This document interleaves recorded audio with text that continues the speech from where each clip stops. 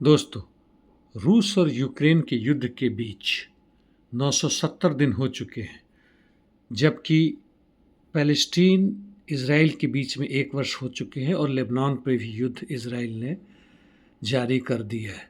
सबसे पहले यूक्रेन रूस के युद्ध के बारे में, जहाँ तक दक्षिणी भाग का सवाल है, खार्सन में कोई परिवर्तन नहीं। ज़ापोरिज़िया में रिमीवका सेलिएंट में रूसी सैनिकों का दबाव बढ़ रहा है। पूर्वी यूक्रेन मारिंका कुराखोव क्षेत्र में आते हैं। रूसी सैनिकों ने माइखाइलिवका एरिया में 1 किलोमीटर की बढ़त की है और साथ साथ गोल्डन नेवा के उत्तर में 200 मीटर एंड बोगोयावलेंका जो उगलेदार से पूर्व और पश्चिम में भी उन्होंने बढ़त जारी की है और कतरिनिवका दिशा में भी रूसी आर्मी ने थोड़ी सी बढ़त जारी की है, हासिल की है। औदिवका पोक्रोवस्क दिशा में रूसी सैनिकों ने वोज़दवी ज़ांकी दिशा में आक्रमण शुरू किया है। यह करीब 2 महीनों से यह फ्रंट शांत था। उचेरेतीन के कब्जा करने के बाद, यानी औदिवका के उत्तर में पोक्रोवस्क क्षेत्र में रूसी सैनिकों ने अंततः सेलिदो जिला पर आक्रमण कर दिया है। पहले से ही उत्तर और दक्षिण में उन्होंने सेलिदेव को काफ़ी हद तक घेर रखा था। पूर्व से तो आक्रमण जारी है और 500 मीटर इन्होंने सफलता प्राप्त की है। 200 मीटर आगे बढ़े हैं जोरयानी क्षेत्र में भी।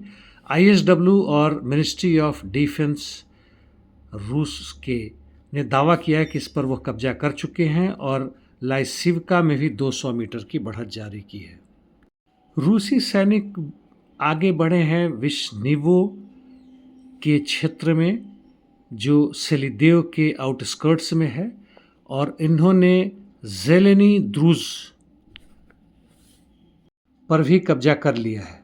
तोरेस्क में रूसी सैनिक ने थोड़ी सी बढ़त ली है तोरेस्क के दक्षिणी भाग में, और शारबिंगनोव एक गांव है उसके दक्षिण हिस्सा में उन्होंने कब्जा कर लिया है। नेलिपीवका पर काफ़ी समय से रूसी सैनिकों का कब्जा है। हालांकि आईएसडब्ल्यू ने आज लिखा है कि उस पर रूसियों ने कब्जा कर लिया है। चासिव यार में दक्षिण की तरफ से और पूर्व की तरफ से दोनों दिशा में रूसी सैनिक आगे बढ़ रहे हैं। चासिव यार की घेरने की कोशिश है और उन्होंने बढ़त ली है ओक्त्याब्रिस्की या झोतेवी में। सिविर्स्क में कोई अंतर नहीं पड़ा है। अब उत्तर पूर्वी हिस्सा में आते हैं, यानी कुपियांस्क, स्वातोवो, क्रेमिना या लिमान सेक्टर में। यहाँ पे रूसी सैनिक काफ़ी तेज़ी से पश्चिम की दिशा में बढ़ रहे हैं और ऑस्किल रिवर के पास कई जगह पे पहुँच चुके हैं। कुपियांस्क के क्षेत्र में पेट्रोपावलिका के उत्तर में पहुँच चुके हैं। यह सिंकिवका दिशा से आ रहे हैं।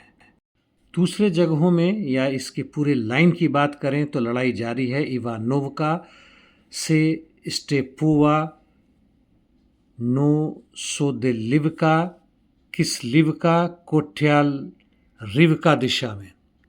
खार्कोव के उत्तर में यानी स्लोबोजांस्क की दिशा में कोई परिवर्तन नहीं है। कुर्स्क ओब्लास्ट या राज्य में रूसी सैनिकों का दबदबा जारी है और काफ़ी तेज़ी से बढ़ रहे हैं।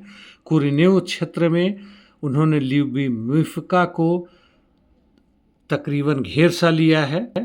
सूडजा में यूक्रेनी सैनिकों ने जवाबी हमला किया था लियोनिदोव में, लेकिन कोई सफलता नहीं मिली और रूसी सैनिकों का दबाव जारी है प्लेखोव में और उन्होंने बढ़त ली है रुस्काया कोनोपोल्का में। जहाँ तक ग्लुश्को क्षेत्र का बात है, कोई परिवर्तन नहीं है।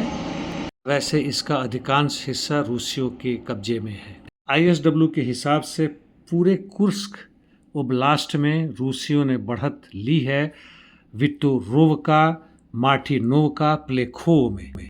इंटरडिक्शन मिशंस यानी एक दूसरे के क्षेत्र में काफ़ी दूर तक ड्रोन्स और मिसाइल से मार करने की कार्रवाई जारी है।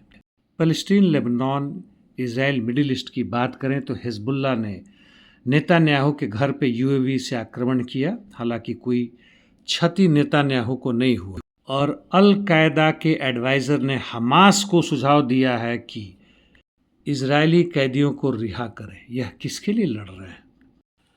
इन्होंने फ़िलिस्तीन कैदियों को, जिनके ऊपर ज़बरदस्त अत्याचार हो रहा है इजरायली जेल में, के बारे में कुछ भी नहीं कहा।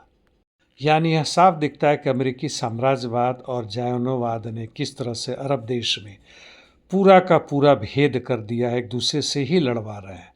आज के लिए इतना ही दोस्तों, धन्यवाद। आप देखते रहना।